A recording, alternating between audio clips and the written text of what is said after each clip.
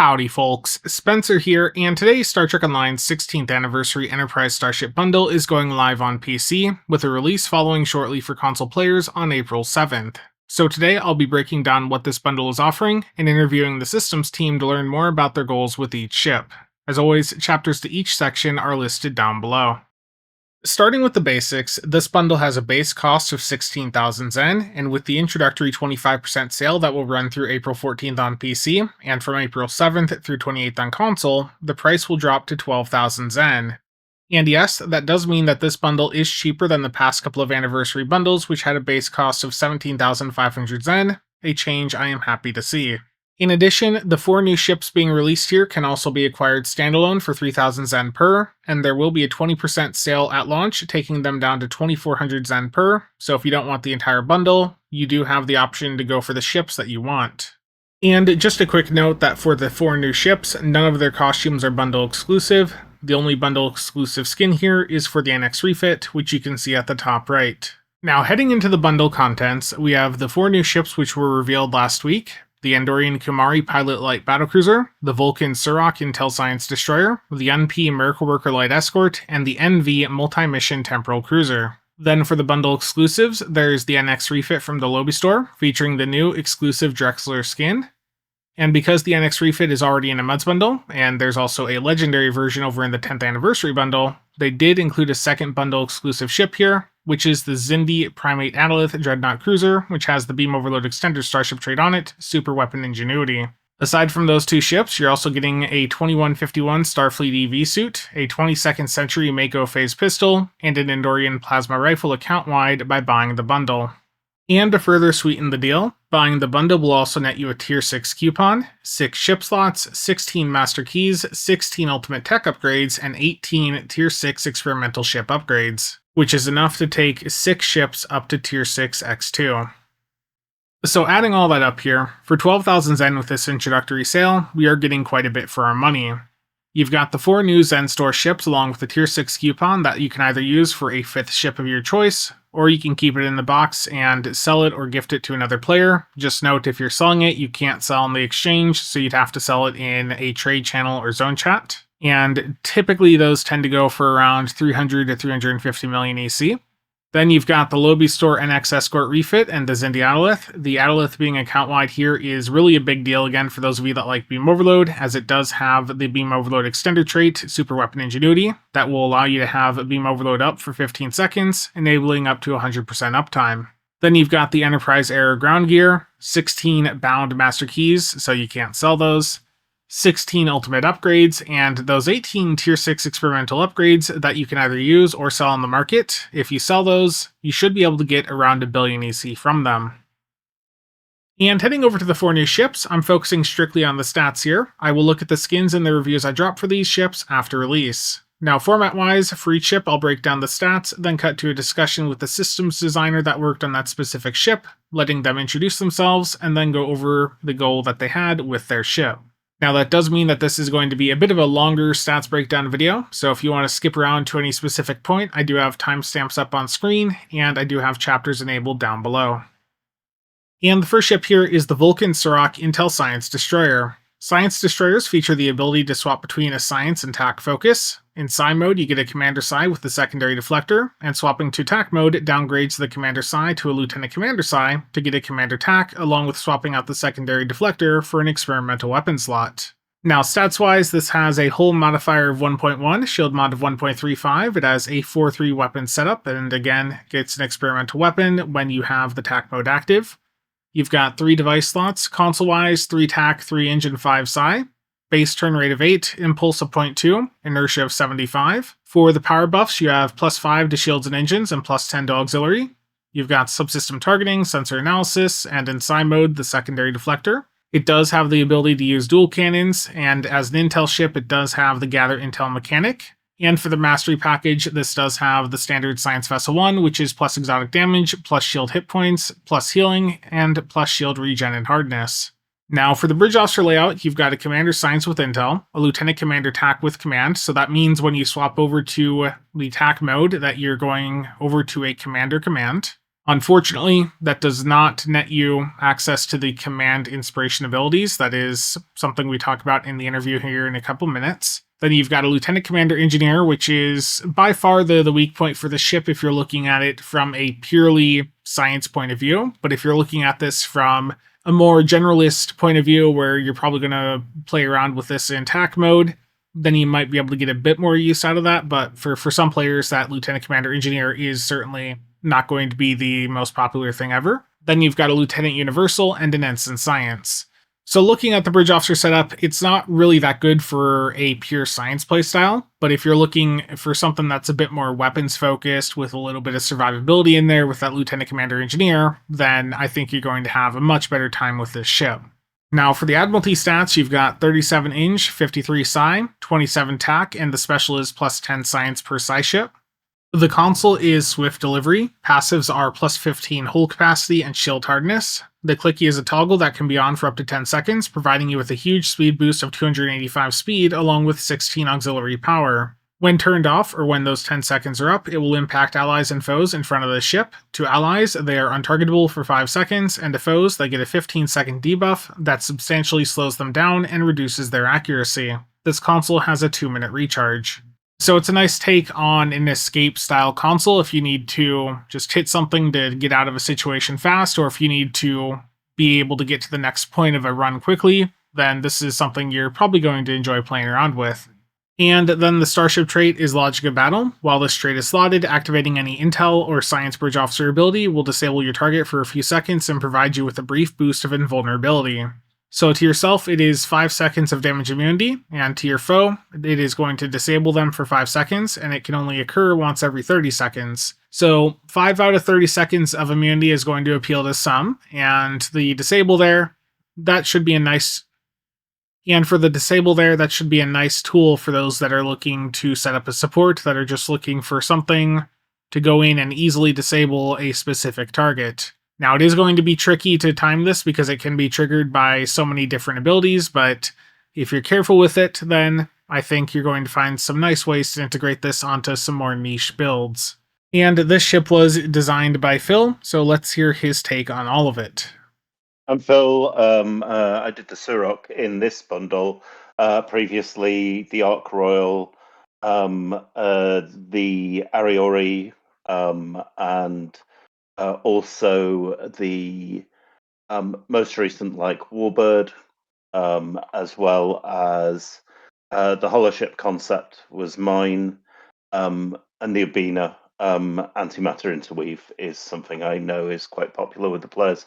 That came from my head as well. Yeah, so when we're looking at ships, we definitely look at the source material, and the Suurok appears in Enterprise. The Vulcans are slightly haughty, as well as like scientific, and still very, very scientific based. So we felt it had to be a science ship. But because also the Vulcans had like defending their light borders at that period of time, that meant that the Science Destroyer really, really like fitted that role really, really well.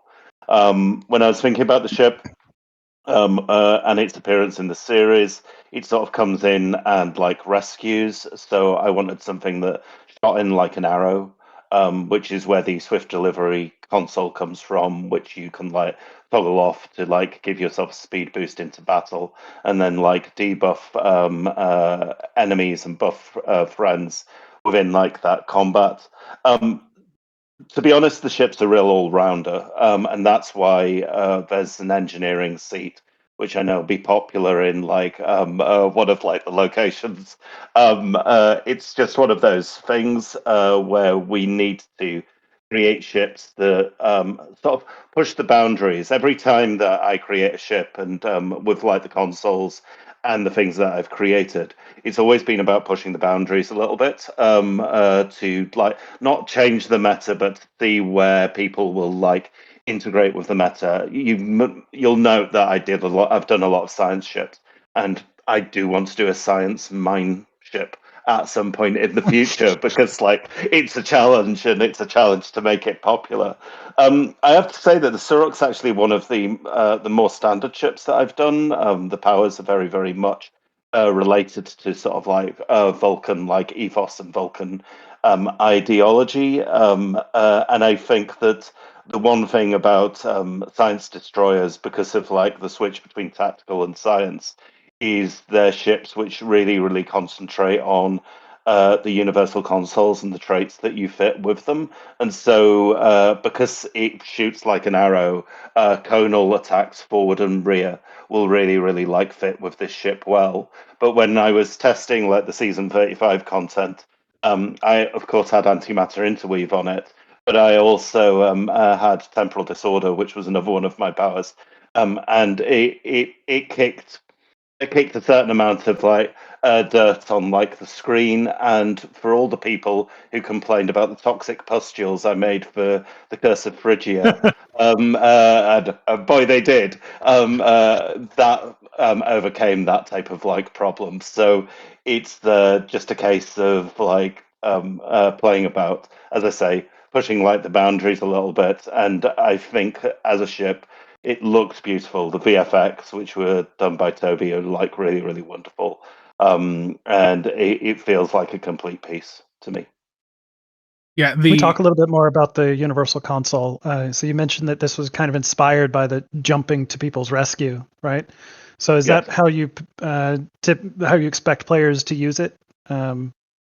I think they can use it in more than one way. So with the toggle of the ability on the ship, so you can toggle it on and off within a 10-second period. Yes, you can like leap in and go in faster, but you can escape faster as well if you've got that facility ready for you as well. You don't get the buff debuff function as well in that type of like usage, but it's there. It's sort of under your fingertips, and I think that it's really, really useful for that. And then the logic of battle trait, which effectively makes you invulnerable for 5 seconds every 30 seconds when you use a science or intel like ability, is like really, really cool as well for just like giving you that extra little like shove of protection to get out of the way when you really, really need to. And again, whilst that trait feels like really, really simple in practice, because like those abilities are really, really popular, and also it's a science ship, so you should have those abilities around. And it should be really, really well utilized, I think. I think it's going to be a trait that transfers out well. I would note also that the trait has a secondary ability that's a little bit team focused, right? Any nearby foes when it triggers will also get disabled.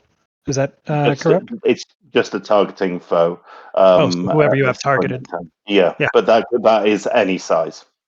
Yeah. That'll be boss popular. Fighting. Yep. I guess going back to the ship itself, you said it's an all-rounder, and that explains the engineer's seat. As I mentioned earlier, the engineer seats are not always the most desired for a pure science build, but when you're going in and trying to cover multiple roles, that does make a bit more sense. And with a ship like this, I could see people wanting to run it a bit more in TAC mode, where that engineer seat would gain a bit of value rather than using this purely as a science ship. Now, for this I think that's something that might be easy to overlook is as a science destroyer, you can use it in tactical mode if that's your preferred playstyle, switching that commander seat over to tactical commander. So if that's how you want to fly the ship, it is absolutely your prerogative to do so. The tactical mode toggle can be on or off as long as you want it to be. Now, following up on that, in the past we've seen some inconsistency with the timer on the mode swap. We've seen some ships like the Dyson Science Destroyers, they had like a minute, and we saw some of the 32nd century ones like the Courage where it was like 15 or 20 seconds. Is this on the lower side to make that a bit more usable? Yes, it is on the lower side. Okay, good. And looking at the stats here, when you go to the TAC mode, you should have a commander command as well, right? So yeah, with that, are you swapping? That doesn't change the spec abilities on the ship. It will remain an intel mechanic. You knew where I was going with that. Yep. Now, actually, I knew because we talked about it pretty early on. Could we do it? And unfortunately, it's not in our technical capabilities right now. Maybe at some point in the future, but we can't do it right now. Gotcha. Which is really why science destroyers become like universal console ships, where you're looking at the best consoles to fit with the rest of the build that you were trying to make. Yeah, and the Starship trait, like the immunity there, the disable, the issue for people is going to be they're going to have their abilities on spam bar, they're going to accidentally hit that on the wrong target. But I think if you're strategic and you wait to hit that on the right target at the right time, like that could be very beneficial. So that trait looks really interesting. And the console, at bare minimum, it's 5 seconds of immunity out of every 30-second period, even if you're just spamming your clicks, which is always nice to have because there's enough white noise damage in any encounters that you have in STO that a little bit of extra freedom to not have to worry about dying, even if it's only 5 seconds. The PvPers won't be happy, but... Yeah. Well, I should mention that this does share the standard damage immunity lockouts. It will trigger that. So the kind of stuff that's triggered by pilot maneuvers and such. We do our best to make sure that those mechanics remain consistent across the game, not just for PvP, but just for player expectations in general. Gotcha. And yeah, for the console, like you guys are saying, like you can use that to get into a location, or really, I see this as a good escape console as well. So beyond that, I've got nothing else on the Vulcan ship. I think we covered the big thing there with the engineer. So. And the second ship here is the Andorian Kumari Pilot Light Battlecruiser. This has a hull modifier of 1.2, shield mod of 1.15. It's got a 5.3 weapon setup, and being a battlecruiser, it does have support for dual cannons. It's got 4 device slots, console-wise 3 TAC, 5-inch, 3 psi. For the mobility stats, you've got a base turn rate of 11, impulse mod of 0.16, inertia 55, so it's still going to move quite well. For the power buffs, you've got +5 to weapons and aux, and +10 to shields. This is a pilot ship, so it does have access to the pilot maneuvers, and being a battlecruiser, it has access to all but the threat cruiser command. And as a battlecruiser, it does have the Battlecruiser Mastery Package, which is plus physical and kinetic damage resistance, plus crit severity, plus energy damage resistance, and plus max HP. Now, for the bridge officer setup, this has a Commander Angel with Pilot, Lieutenant Commander Universal with Command, Lieutenant Commander TAC, Lieutenant Science, and Ensign Universal. The Commander Pilot and Lieutenant Commander Command combo is highly desired for torp builds thanks to the Covert Warhead Module console from the Terran Eagle. That console sets the shared torpedo recharge time down to half a second on ships with pilot maneuvers. You combo that with the Lieutenant Commander Command Seat for Concentrate Firepower 3, and you have a combo that enables maximum torp spam. Now, this layout will not be as capable as the original Terran Eagle, which as a raider has a universal seating layout offering massive flexibility. The command on this Kumari is the only seat that you can fit a Lieutenant Commander Psi on, so using any of the desired Lieutenant Commander command abilities removes your ability to use a gravity well on this ship. But what you are getting here is an alternative that is going to be a bit easier to handle, a bit more survivable, and you're getting 2 aft weapons to use for mines or whatever you desire. And if you don't want to do torps, this is still a good all-around platform for range weapons. If you didn't like the glass cannon feel of the original Andorian pilot ships, well, now you have a battlecruiser that's going to offer quite a bit more survivability. And heading over to the accessories for the Kumari, the first thing here is the Admiralty card, 58-inch, 26 psi, 32 TAC, and the special is +8-inch per any ship. Next is the Kumari's console Ushan Declaration. Sadly, I don't have the passes for this right now, but for the clicky, this will taunt your target for 30 seconds. Upon defeating them, you'll get a 10% bonus damage buff for 30 seconds, along with an additional 1% bonus damage buff for each additional nearby enemy that you take out. If you have Threatening Stance or Retract Fire on, defeating your target will also taunt enemies around you for 30 seconds and provide +75 shield hardness for that time. If you do not have Threatening Stance or Retract Fire on, then you're going to placate enemies around you for 30 seconds and gain 15% flight speed and turn rate for that time. Overall, the taunt aspect of this is going to be very appealing for tank players who want to make sure they are getting the attention of a specific enemy. And then we have the trait, Abutting Alliance. Upon activating a cannon, beam, or torp firing mode, this trait will give taunt to your weapons for 30 seconds, enabling you to much more effectively get the attention of nearby foes. And then to help you survive, while this trait is active, you're getting a reverse shield polarity style effect in which you will heal your shields for 45% of the incoming energy weapon damage. This trait is up for 30 seconds and then has a 10-second cooldown before it can be activated again. So if you're a tank-focused player, on paper this is a new meta trait for you. Not only does this enable you to much more effectively get aggro on the map, but it's also providing a substantial heal. This is certainly something that myself and many others are going to be testing out, but right now, this looks to be very, very good. Now, as I head over to the interview here, this ship was designed by Mayo. You're also going to hear from Bordicus at a few points regarding stuff like the older Andorian consoles. So, enjoy. Hey, hello. So, I'm Mayo, system designer. I guess the most recent ship that I made that is live is the Versa. Before that, I've also worked on the Vulcan, the Ilios. Which one? The Garrett is also mine, and well, several others, but those are like my main ones. And of course, the Nova one, the best ship in the world. Yeah, so Mayo was in charge of designing and implementing the Andorian Kumari Battlecruiser. You guys might already be familiar with similar Andorian ships that were escorts. This was very much an insistence of Thomas that we go with the actual Battlecruiser this time around. Per canon, per screen references, they always called it the Battlecruiser on screen. So, of course, that already informed some of the initial design decisions that went into creating the ship. But tell us a little bit more about your early design process and identity discussions, all that kind of stuff, Mayo. Well, okay, so the first part is that, yes, Thomas did push for this ship to be a battlecruiser. And on my side, I believe I pushed a lot for this to be a pilot command ship because, well, I've been eyeing the Eagle and its console for a long while now. And I always found very interesting how it works. But being the only pilot command ship means that that's the only ship that can really benefit from it. So I guess that we finally got the time and the space to do another pilot command ship.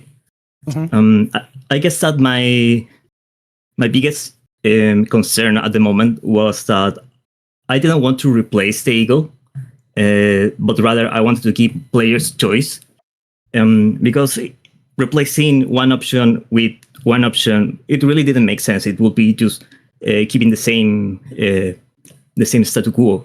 I wanted to give players more freedom, more chances to experiment, more ways to play the game. Is basically what I was going with the general design of the ship. I know that actually a little peek behind the curtain, you originally pitched to me that the Orion Interceptor that you made right before this would be that pilot command ship. And I was like, wait, let's do that for the bundle. It's even cooler that way. Yeah, that is true. So that is true. Originally, that build concept has been on your mind for a while. I know. Yeah. Originally, the Interceptor was going to be a pilot commander, but well, it ended up being the Andorian. So, as a pilot command ship, I have to admit that even from my outside perspective, the console seems a little strange in terms of fitting with the theming of what you might expect from a pilot command ship. Tell us more about it and the inspiration behind it, because I'm still not. I'll just come out and admit I'm still not 100% sold that this is the right console for this ship, but I do like this console. So let's tell people about it and how you intend for people to use it.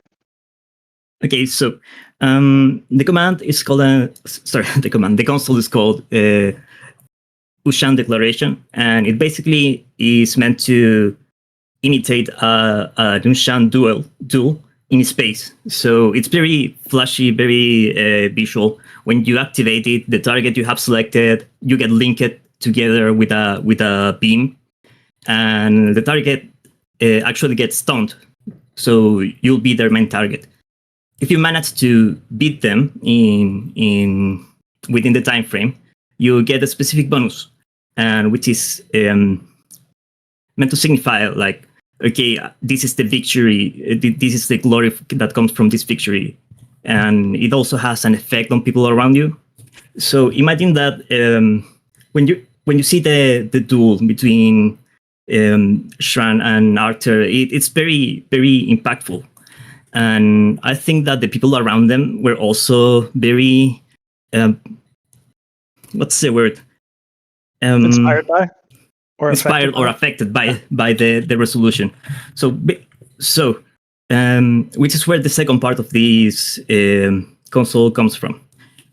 So if you win, you get a bonus to yourself, which is extra damage. But also, if you are threatening when you win, you will basically threatening stance. Yeah, on threatening stance or using command attract fire.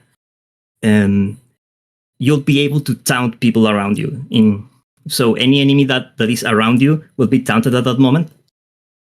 On the other side, if you are not taunting, if you're not threatening, you will basically placate those around you. So it's either you enrage those against you, or you either scare them enough to not take action against you. That's basically like the outcome of the duel. And if you fail to win in the duel, you're dead anyway. So it doesn't matter. Yeah. So, I hope that we get a chance to show off the visuals for this, because I don't know how they came together, but I saw some earlier iterations that were like very anime, like two beams with a big explosion in the middle and like fighting back and forth with each other. I'm not sure how that finally ended up, but I was really happy to see the way that the rest of the team, the art team, was really inspired by this whole dual concept and tried to deliver on it. So hoping that all comes together really well. So as a pilot ship, I tend to think of pilot ships as a bit more squishy, a little more glass cannony. Do you feel that way about this ship, or is this as a battle cruiser? Do you think it's a little on the tougher side?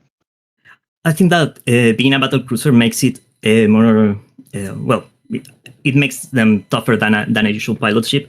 But I do want to say that the way I see pilot ships myself is more like a duelist ship.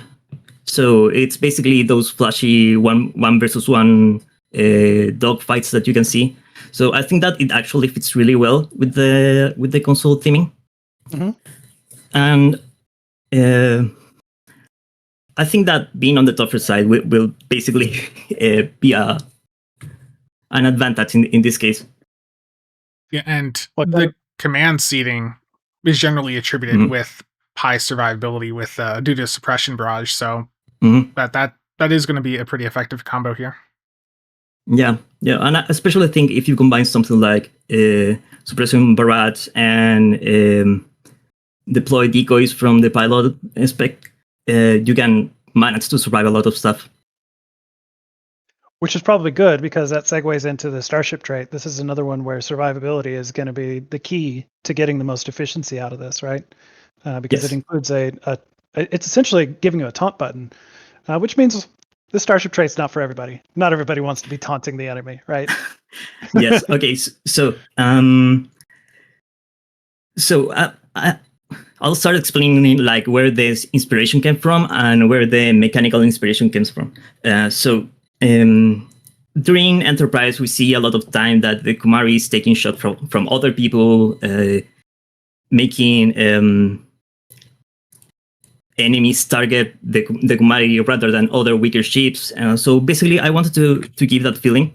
So this trait, what basically does is that when you activate a firing mode, your weapons get the ability to taunt enemies for a short duration, but you also get an increased regeneration to your shields. So basically, I don't remember the number, but it's about like 40% of the incoming energy damage that you get will be healing your shields, and all your shields, not only just one side, just to allow you to tank a bit more of that. So kind of like a reverse shield polarity effect? Yeah, like a really boosted up reverse shield polarity, I will say. And on the mechanical side, what I was thinking that this was a nice chance to give tank players another option to catch the aggro of enemies without needing to increase the amount of damage they do. So, from what I understand, the aggro system depends a lot on how much DPS you're doing to an enemy, actively doing DPS. And that makes like friction between who should be the tank and who should be the DPS. Because if the tank outranks the DPSer in DPS, then why are you tanking? Or maybe your tanking is not as effective. So I basically wanted to give players who really want to tank an option to focus on that, rather than having to sacrifice part of the resistance part of the build in favor of increasing the damage to catch the aggro of the enemies. So I think that this should give you like a few extra tools for that. It's very common for tank builds to need AoE firing modes anyway, to exactly Mm. what you're talking about, draw fire. So using things like fire at will, cannon scatter volley, torpedo spread, those are Mhm. already probably going to be part of any tank build that you have set up. So having a trait that is triggered from those, as well as others, you can use any of the firing modes to trigger this, but seems to line up quite well. And Yeah. it'll help too, because in recent years, there's a lot of DPS builds that will also turn Threatening Stance on, which makes the Mm. situation even worse for tanks, because they want the extra hold capacity. Mm. So having a way to just directly taunt the enemies, that is Yep. going to be of great benefit for tank players.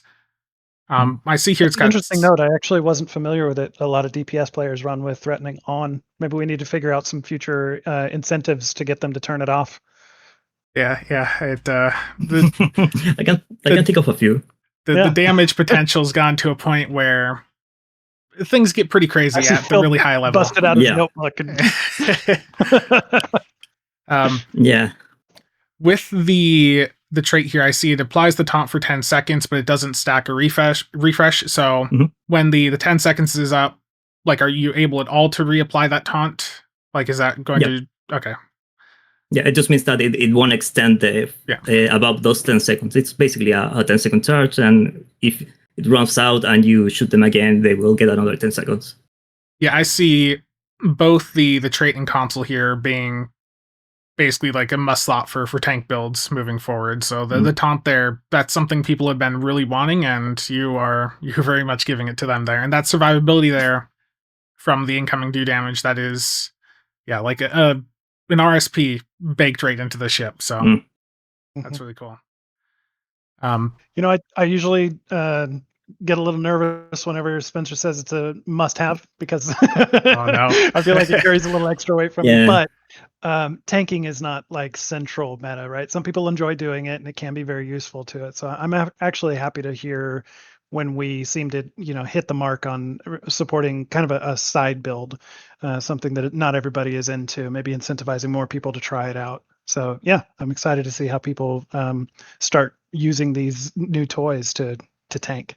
Especially at like a Zen store pricing level, that makes it a very, very popular option in that case. But for the ship itself, you had mentioned you weren't trying to replace the Terran Eagle. I think, like you said, this is a very nice alternative to that, though. You don't have the cloak the Terran Eagle has, so you can't do the cloak spam with the Talus trait, but Eagle's also got flanking, right? Because it's a raider type. Yeah. Yeah, the Eagle got flanking, and it also has mostly universal seats, so that gives it that flexibility that the Kumari doesn't have. Yeah.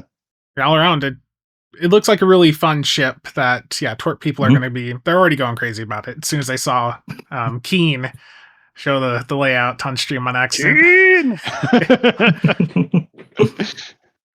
I had a feeling a little bit would leak on the art stream. It's fine.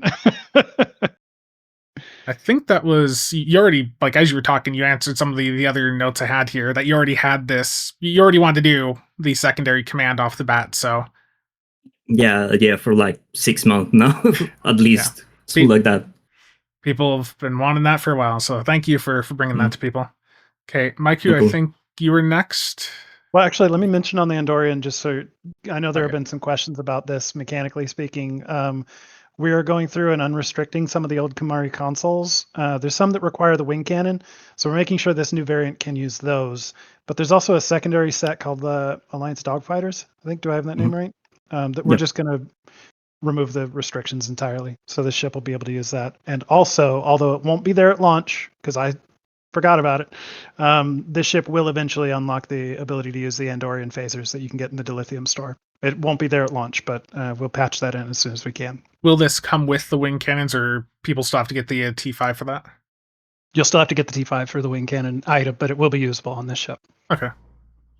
And heading over to the third ship now, this is the NV multi-mission Temporal Cruiser. Jumping right into the stats, this has a hull modifier of 1.375, shield mod of 1.0. It's got a 4-4 weapon setup, and it can equip dual cannons. Device-wise, you have 4 slots. Console-wise, 4 TAC, 5 Inge, and 2 Psi. For the mobility, you've got a base turn rate of 12, impulse of 0.15, inertia of 50, so it's going to handle quite well. For the power buffs, +5 to weapons and aux, and +10 to engines.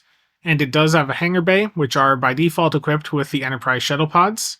And being a temporal ship, it does have access to the molecular reconstruction ship mechanic. Now for the cruiser commands, you've just got the weapon system one and the shield one. Now for the bridge officer setup on this, you've got a Commander Inge with Temporal Operative, Lieutenant Commander TAC with Miracle Worker, Lieutenant Commander Universal, Lieutenant TAC, and Ensign Science.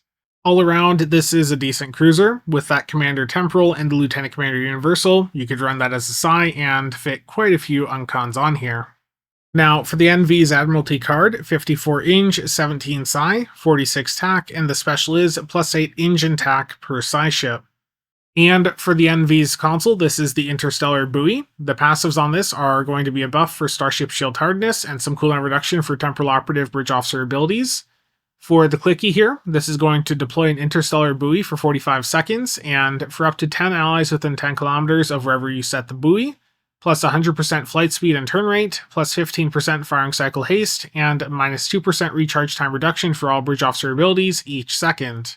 And by default, this has a 2-minute recharge. Now, there's a bit of commentary about this in the interview, so stay tuned for that. And the Starship trait here is Intrepid Ingenuity. When activating a Temporal Operative or Miracle Worker Bridge Officer ability to yourself and up to 5 nearby allies within 5 kilometers, you're going to receive a 5% cooldown reduction for Captain ability cooldowns, and then a 50% flight speed buff for 10 seconds. And the final thing here for the NV is the Enterprise Shuttlepod Hangar Pets. So you can have 6 of these out per bay, and these have 1 4-spatial torpedo launcher and 1 4 wide arc phase dual heavy cannon. And ability-wise, these gain access to directed energy modulation and overwhelm emitters. So the overwhelm emitters is going to help drain your enemy shields and also apply a shield heal to anyone who is attacking that target. Now for the NV here, this was designed by Miku, so let's hear what she has to say about it. Hey, I'm Miku. I'm working on the NV on this, the NV on this one, and I've previously worked on the Breen Yub the Thought Dreadnought carrier, as well as actually implementing Phil's idea of the Federation holoship. So that was a combo effort by the two of us. I've worked on some other. I think the other things I've worked on was like the Chimerian Cutter Group, and I think that's released now. So all right, so I feel a bit I feel like the last 2 ships were like superstars. This one had a bit less screen time, so we had to be a little bit more creative with it. But creativity is great. That's kind of where we got. Basically, we started focusing on the lore around the time that it existed in. And so we started, pushing this concept of like the early interstellar infrastructure, where these ships basically helped, sort of build that out for early space exploration. So basically, the ship can spawn a interstellar console. That the conceit of it basically is that you can support your teammates. Some of the other previous iterations of this, I think I wanted to focus on the Enterprise shuttle pods that we had going with them, but then it only has 1 hangar spot, so we're like, let's focus on something else. And so pretty much this ship's identity is support. You're pretty much going to be a big support for your team by spawning the interstellar console or interstellar. Buoy. Buoy. Thank you. Buoy. I was losing that word. The interstellar buoy, and also you can help them with the Intrepid Ingenuity trait, which basically when you use, the main abilities of your ship, the ship is Temporal and Miracle Worker. And so if you use those abilities, you're actively recharging your teammates' captain abilities, as well as giving them a bit of a speed boost. We noticed that there was there wasn't as much in the space of recovering captain abilities, so we wanted to give a little bone there for players there. And pretty much, after working on the Etherean Harmony, which was like extremely slow, flying around this ship is gorgeous. I absolutely love this ship's design. I love how it flies around. I just wish it had more screen time, because I think the only time we saw it on the screen, it flew around once, and then the other time it got a nacelle cut off, and I was just like, this ship is beautiful. We need to have more for it. And so after working with Tobias and being like, how do we make this? How do we amp this up a bit more? Just for example, we just put the buoy there and it exists and it busts people, whatever. We really props to Toby. Like, he came up with this whole really beautiful way that it shows you the radius of like how far you need to be to get the buff, but also it just like it adds presence to the ship. Like, whenever you spawn that buoy, people will know, like that you're there supporting them. I just Funny, up until last week, they really would have known because that buoy was like 300 meters across. yeah, the early iteration of the buoy, we kind of sized it incorrectly, so Well, it was made for the trailer first as a high res prop, and then we had to shrink it down for it was like the ship is like this tiny versus that big of a prop. So we like that will be resolved in the final version. But pretty much, God, I have like I pretty much have a lot more things to say just about the design, like the look of the ship, just because it's so beautiful. I just wish I was literally scouring the internet, scouring the references that it came from, and pretty much I was like, come on, give me some nugget of power I can give you, and it's just like, oh, unfortunately there wasn't too much flashiness. But I have good news for you if you weren't already aware, Miku. This is completely customizable with an existing ship that has multiple costumes already. yeah, So yep, there's a lot of space Barbie with the ship. Yeah. If you also own the Okinawa Pilot Raider, you can interchange all of its parts with all the new parts. and pretty much like our gift to you guys with this is the console to play with, but also like that Starship trait. It gives you another option just to reduce cooldowns, and we all know that we love reducing cooldowns. Yeah, in the captain ability space, which, as you said, doesn't have quite as much existing utility available, and being able to do it for your allies is a little bit of a reinforcing positive feedback loop, because a lot of those captain abilities are team buffs as well. Well, not a lot of them, some of them. So benefiting your allies gives you the benefits in return. But let's talk a little bit about the hangar pets as well, which also have a little bit of support built into them, and that this is meant to be a bit of a debuff pet. Am I remembering that right? Yep. The pets, when you spawn them, they have some basic attacks on them, but they will mostly sort of debuff your enemies so that your powers can deal more damage to them. But they also have like their own, like, they will increase their own power over time because like they're also debuffing the enemies. So pretty much, like we're giving you the iconic Enterprise Shuttlepods as well to play around with. I will mention to feedback regarding that, by the way. So if you have feedback on like power and stuff like that of them, I'd love to hear it. I think it's kind of a no-brainer to call out kind of the elephant in the room when we talk about hangar pets. Type 7 shuttles are also a debuff type, right? And are extremely popular to the point that they're considered like a must-have right now. Spoilers, they're on our watch list. They'll probably be getting touched at some point in the near future to kind of rein them in. But it was a conversation that Miku and I had when we were implementing these, like, how do we make a pet that shares a similar space without just recreating the same problem?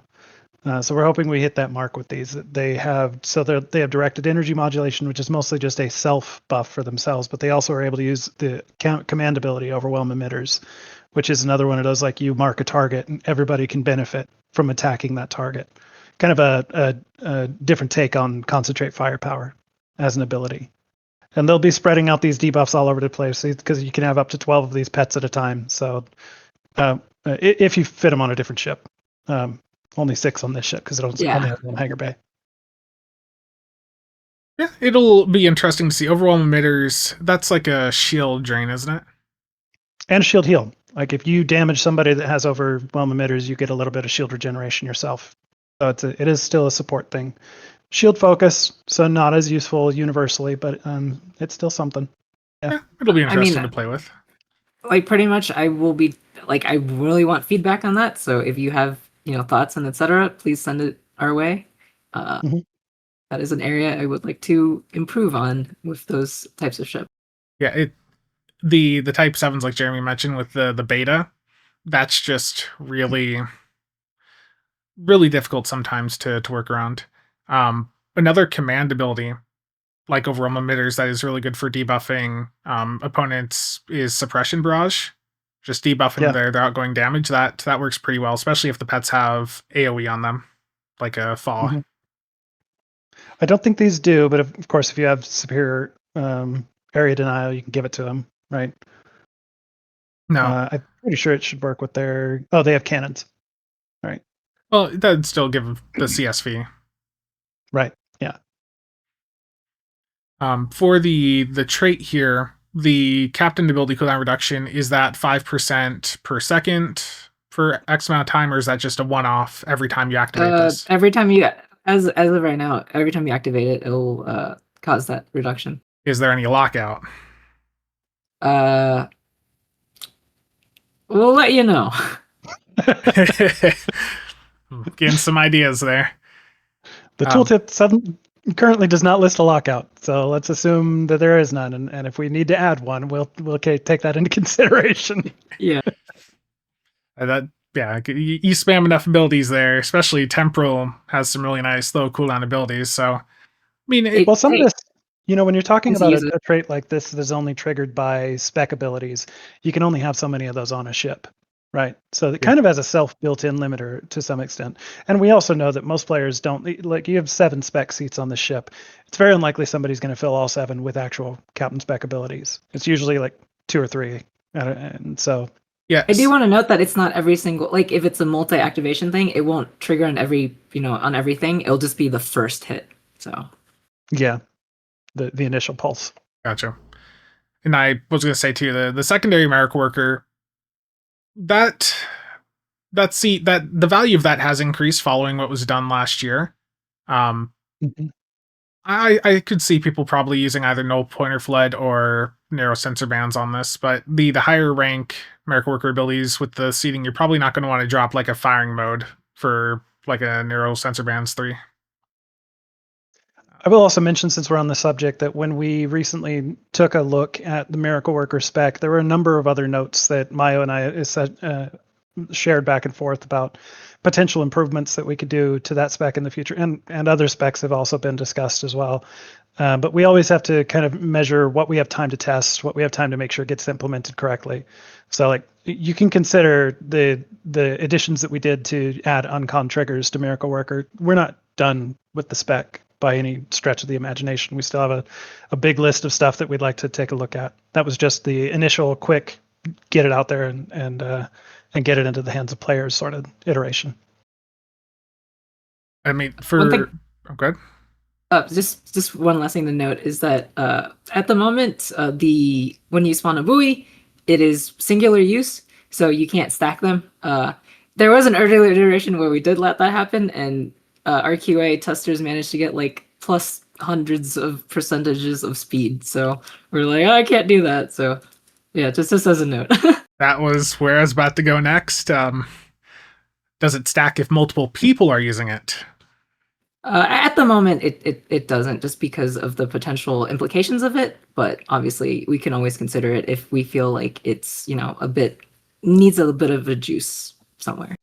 There's still also a play style, even if it doesn't actually stack buff fields. The more of these that you have to cover the play space, the more coverage you have and the more uptime that you can get out of that buff anyway. So while you might not want to drop them right on top of one another, still having multiple active on a map could be useful for your team.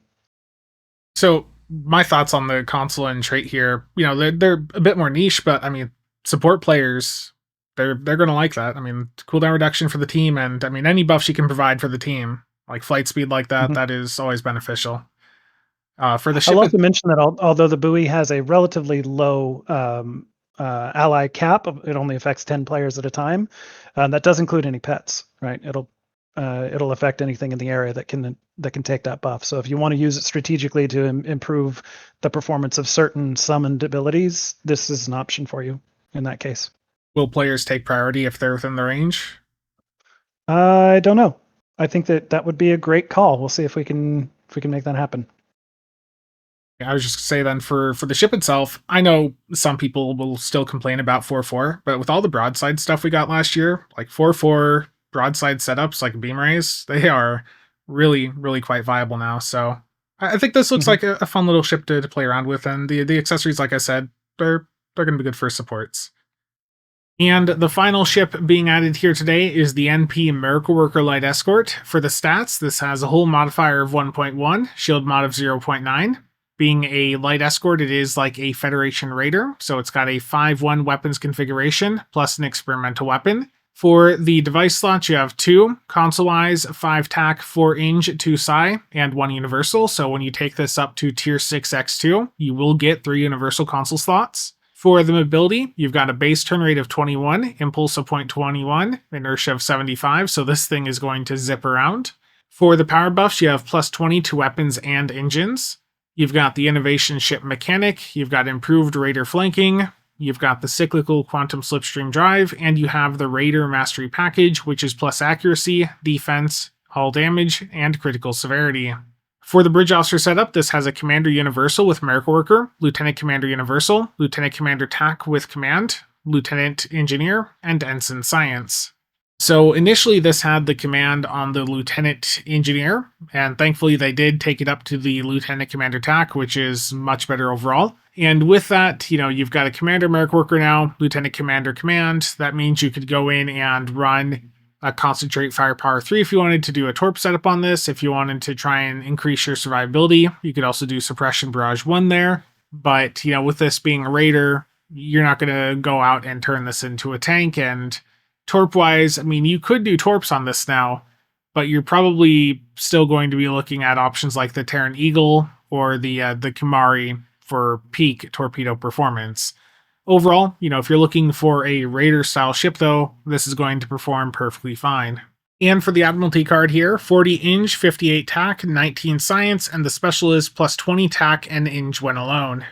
And the console is the Triptych Tactical Control Node. The passives on this are going to buff your weapon and engine subsystem power, alongside a phaser damage buff, though I don't have the exact numbers right now. For the clicky, this is going to summon in 2 light escort wingmen to your location, which will maneuver around and fire at your target with phaser weaponry, and upon being called, the wingmen do fire a phase torpedo, which reduces the target's defense rating by 20 for 5 seconds. In addition to the summon, this is going to provide the following buffs for 20 seconds upon activation: 15% crit chance, 15% crit severity, 50% flight speed, and 50% turn rate. So, alongside the summons, you're getting a pretty substantial set of buffs there, though the console does have a 2-second activation time, so just be aware of that. But still, 15% crit chance, 15% severity for 20 seconds. At a budget level, that is going to be quite popular. And the Starship trait is a Maneuvering Supremacy. Each time you use a Miracle Worker or Tactical Bridge Officer ability, you gain a small 2% bonus damage increase for 10 seconds, stacking up to 5 times. Upon reaching 5 stacks, you'll gain 25% bonus flight speed and turn rate for the duration of the buff. Using additional Miracle Worker or Tactical Bridge Officer abilities will refresh the duration of both the damage and speed buff. So this seems like a fine budget option for those that don't have any of the stronger block box promo style traits. So if you're looking for something, decent to put account-wide on some alts, this seems like a perfectly viable option. And then the experimental weapon is the Superheated Mass Driver Array. This experimental mass driver launches dense, superheated projectiles, which induce violent thermal shock upon impact, causing disruptions in the enemy's shield harmonics and power relays. So this inflicts fire damage 4 times over 2 seconds to your foe, and to foes it's also going to reduce their weapon and shield power settings for 6 seconds. The amount of power that's being drained is going to scale with drain expertise, and then it's also going to apply a minus 30% shield hardness debuff to them for 6 seconds. As with any experimental weapon, we'll have to see how it performs in actual testing, but I am very, very curious to see what the visual on this is. And now let's hear from Alex, who designed the NP. Hello, I'm Alex, and I'm a junior systems designer in Cryptic. I worked on the NP in this bundle, and I have done one ship before this. This is my second ship I've ever done. I did the Fikiri Voktar, the reward for the winter event. And I am the event guy. Well, not anymore, actually. I've gotten bigger responsibilities for now, but I was the event guy. I literally made almost every single event before this. Well, we wanted to spread out the expertise and make other people learn how to make events as well. I like that. It's a change of pace. One day one might get bored. So, if Phil was bringing... Let's compare this to RPG tropes. If Phil was bringing the wizard, Mayo is bringing the tank, Miku is bringing the support or the healer, I bring the DPS. The NP, Miracle Worker Light Escort, is based on the Warp Delta vessels from as seen on multiple Star Trek shows. And as the name suggests, miracle worker, they always come in clutch by saving, some specific ships. For example, the Enterprise got saved in Star Trek Enterprise, and they always come in 3. So this is being represented by the console power of the ship, and then also the maneuverability that they have, because they're a small vessel. For example, one of my favorite ships in the game is the Alliance Rex Escort, which was their award for the 2024 anniversary, I believe. That ship is all about hit and run tactics with your wingman. This is quite similar, but not exactly. It's a bit more unique. But it does put a very strong emphasis on just very mobile cannon-based, phaser builds and things like this. That's pretty much all for like a summary of So the it is ship. in-name light escort, but that is also the terminology that we use for Federation-based raiders. The raiders. Okinawa, I think, is the only one that is a Fed ship that is named raider. Historically, our precedent has been Feds wouldn't call it a raider. They don't raid. So, but just to clarify that, it is a raider in mechanics, including flanking. It does have access to that and an abundance of universal seating, even though we're calling it a light escort. Yeah. And as I mentioned, like we can go over the console, like the powers, if you want now. Mm-hmm. Yeah, sure. Okay. Well, you mentioned that these things on screen tended to come in 3. So that's the direct inspiration for this console, right? That indeed leads me into the console. It's named the Triptych Tactical Control Node. Triptych is a piece of art that is shown in 3 sections, which basically, like these 3 pieces of art follow a story. So that's why it's named the Triptych, because the active of the console calls into light escort wingman, which are very similar to your ship. So basically, you call in the boys so that they can start maneuvering around to fire at the enemies with phaser weaponry, alongside also having a small reduction to their defense. They can inflict. They have a special phase torpedo, as it's seen in the shows, that reduces the defense of the enemies. And there's also another part of the active, which is, as I mentioned, this ship is also all about speed. You gain multiple boons during that active, which include critical severity, critical chance, a lot of flight speed, and a lot of turn rate. So it's very beneficial for you to just do a lot of hit and run tactics or similar things to this. Also, it's very useful for cannon people so that they can, actually realign their ship so they're able to shoot at the enemies. I have a question for you, Alex. The inclusion of the term triptych, are you implying that this console is itself a work of art? Well, that's for you guys to decide. But personally, I'm very proud of it. I'm very proud of how this turned out. Like, this is exactly. I'm gonna be honest. I kind of designed the perfect ship for myself. I'm gonna be real with that, and I cannot wait for this to release so I can play around with it. Yeah, let's talk a little bit about the trait as well. Unless, Spencer, did you have a question or a comment? I was just going to mention, I saw the tooltip for that console earlier, and I've got a bit of a mixed history with the summoned in pets. The Pioneer tier last year, that let me down a little bit. But looking at this, like the buffs that you're getting on top of that, like 15% crit chance, 15 severity, like that's going to make this an incredible option for budget players that don't have all the lockbox toys. So, aside from the summons, the benefits there, that's quite substantial. I agree. I think that's an interesting way that we can try to boost the interest in some of these summon abilities as we go forward, as well as give you some sort of immediate self benefit as well. There's a good amount of players that enjoy pet play and pet summons and things like that, but not everybody. And it's hard to parse. It's hard to tell how effective a pet is. There's also always the risk that they'll just die to AoE, like torpedo spreads and stuff like that. So attaching some sort of additional mechanic on there that you yourself as the summoner can feel, I think, is a really interesting idea. Might be something that we expand on in the future as well. So way to go on that front, Alex. Good choice. That was a good move.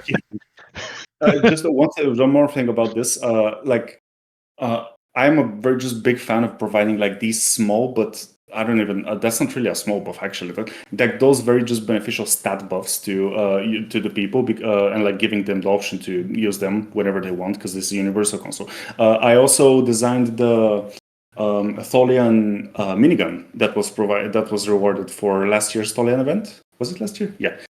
Which the active of it is literally just gain a lot of critical chance and also gain a lot of damage. So yeah. So. And we can move on to the trait, I believe. No? Yeah. Yeah. So this just by name alone is leaning into the maneuverability aspect, right? The zip around, get behind the enemy, hit and run tactic stuff. Exactly. So since this ship is all about maneuverability, as I mentioned, the trait is named Maneuvering Supremacy.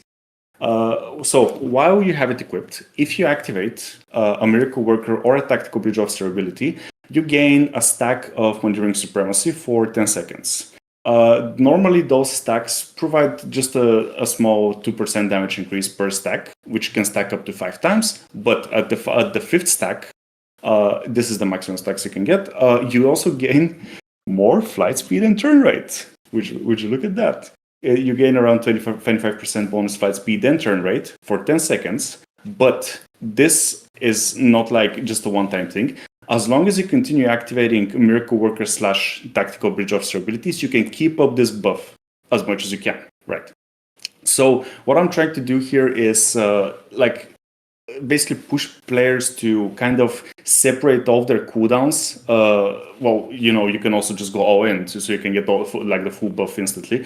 But if you want also to keep up the maneuverability buff, for example, if you want to use, let's say, the Alliance's Rex Escort ability, the experimental weapon, it benefits from however the faster you're moving, the faster it refreshes, I believe. So if you want to keep up the buff as much as you want, then you can try to separate your cooldowns a bit, or your bridge officer abilities. So it's like... This is always a tricky business, but it's something I have encouraged the team on a whole to think about sometimes. Like, we know a lot of players tend to just bind everything to spacebar, activate it as quickly as you can get it to come off cooldown. It's why cooldown reductions are a popular thing to have present on your builds, right? It's so that you don't have to worry about when you're activating things. But I have always personally felt like if we can encourage a little bit of thought to be injected into that play space, maybe you take one or two of your abilities off your spacebar macro so you can hold them for strategic uses. If we can encourage that sort of gameplay and properly incentivize it with other reward structures, like a trait that gives you something, if you keep metering out those activations, something I think that we can continue to improve on and explore in STO.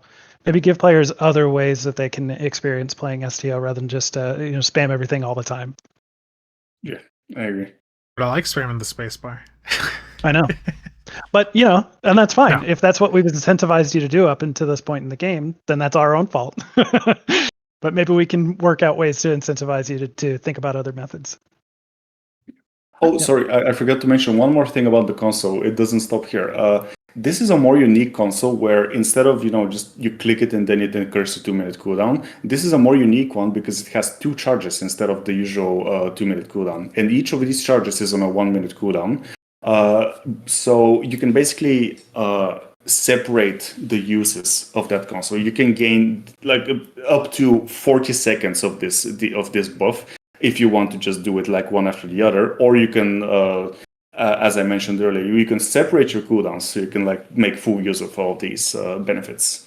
And just a note, you cannot use both of the charges at the same time. You cannot have 5 people at the same time on the board. Yeah, you knew. You know where I was going to go. No. Or doubling up on that juicy crit chance buff on top of each other. Indeed. Yeah. Got to meter it out. Cannot make it too broken. What's the activation time on it? Ship. Activation time. It's I believe it's 2 seconds. So you summon the guys and after 2 seconds they start circling around the target and firing, and then they fire their special torpedo right away. I was just going to mention the phase torpedo instantly gets fired upon summoning, so that you can benefit from the damage. From the defense rating reduction on the enemy. Nice. I want to talk about defense rating real quick because I think it's a mechanic that a lot of people don't fully understand. Like, it's pretty obvious having a higher defense rating makes you harder to hit, right? And accuracy is the counterpart to that. But the way that that math works out, there are hard caps in place. I don't remember offhand if it's 20% or 10%, but you can't get a 100% to hit or to miss percentage. But there's also spillover. And I think this is the part that not everybody understands is once you hit that cap, there are calculations on the back end that translate additional accuracy into critical chance and critical severity. Not 100% efficiency. It's more of a spillover thing. It's not the thing that you want to seek out. But what I'm getting at here is that by having these extra pets diminish the defense rating, which can go negative, you're getting all that more extra crit benefit from your own accuracy rating. So just wanted to dig a little into those details for you. Yeah, it's a good note there. Mm-hmm. The ship also is the only one in the bundle with a experimental weapon, the superheated mass driver array. Tell us a little bit about this. All right. So in the show, Star Trek Enterprise, when the Enterprise was being threatened by a Klingon bird of prey in one of the, I believe in the Expanse episode. Yep. When the miracle, like when the NP arrived to the scene with like the two buddies, what they did was start targeting the enemy ship's shield systems, and also like which in turn also like kind of destroyed their weapons at the same time, and the Klingons went into disarray then. So this plays into that fantasy a bit by having a more unique look. Like this is the experimental weapon is called a superheated mass drive array. What it does is it shoots superheated projectiles at the enemy with a very beautiful effect. I have to commend Toby. We've commended him multiple times in this video. Yeah, I have to commend Toby for making such a beautiful fiery effect. So yeah, you shoot like superheated projectiles at the enemy ship, which shoots kind of similar to the hexacannons. Do not worry, it's not another hexacannon. It's not going to break the meta. Yeah. As far as we know, we'll find out. See. Anyway, yeah. So the debuffs that it inflicts on the foes is it reduces their weapon and shield power subsystem settings by. It scales with the drain. It scales with your ship stats, drain expertise, for 6 seconds, and then it also reduces the enemy's shield hardness for 6 seconds by 30%. So this really plays into like just beat down the enemy's shields so that you can, fire your torpedoes, use your cannons to just melt them afterwards. It does fire damage, which is I wanted phaser, but hexacannons is phaser, so no. But cool. There is a potential for. I've been wanting to see if we put out enough fire stuff between like the Fakiri and a few other options, if a fire dedicated build is something that is viable. That this might be another option for. I don't know. We'll see. I like the idea of an experimental weapon that it is an active, like focuses on the debuff on the foe, though. I think that there's room for that. As long as the CPS is good. I can tell you. I just want to mention the console that I made for the winter ship increases fire damage, so you can use it with this if you want. Yeah. I'm all about fire builds as well. People want more fire buffs in there. I know you already said no to this, Jeremy, a while back, but there was a time people wanted like fire isomags. Yeah. Fire, ice, radiation, proton is actually the big one, of course, but. For at least for now, my assertion is that it's only for the primary 6 energy types, and everything else has to be relegated to the side for the time being. Just think of all the lithium you drain with all the people re-rolling. Oh no, what have I done? Thinking about it again. Anything to part people from their dilithium. Going back to the ship here, Raiders, they're always fun to play around with. The only issue I saw that I've seen some people talk about, because, again, Keen accidentally showed this on the stream yesterday. The Lieutenant Command. Command secondary, when it's below Lieutenant Commander, doesn't tend to get the most positive reception. So I guess how open would you guys be to feedback on buffing up those lower command abilities just to make ships in a situation like this, a bit more desirable for people that want to, that would be willing to use those lower rank abilities. I'll say for this ship, I'm interested. This is something that I've been meaning to actually talk to you, Alex. Surprise! And that wraps up the interview portion of this. Thanks again to everyone on the systems team for taking the time to chat about the bundle. Overall, the 16th anniversary bundle is a very strong offering. Every ship here is offering something for various playstyles, and the incentives to go for the entire bundle are quite strong, especially when factoring in the lower cost compared to prior anniversary bundles. Now, only time will tell how the various traits, consoles, and other accessories rank up against the competition, so stay tuned for that coverage. In addition, I will be live shortly after this bundle goes live on PC to start testing these ships and the items out. But that is it for today. Let me know what you think of the bundle in the comments below, and let me know which of these ships you plan to pick up. As always, thanks to all channel members and viewers for the continued support. See you all around.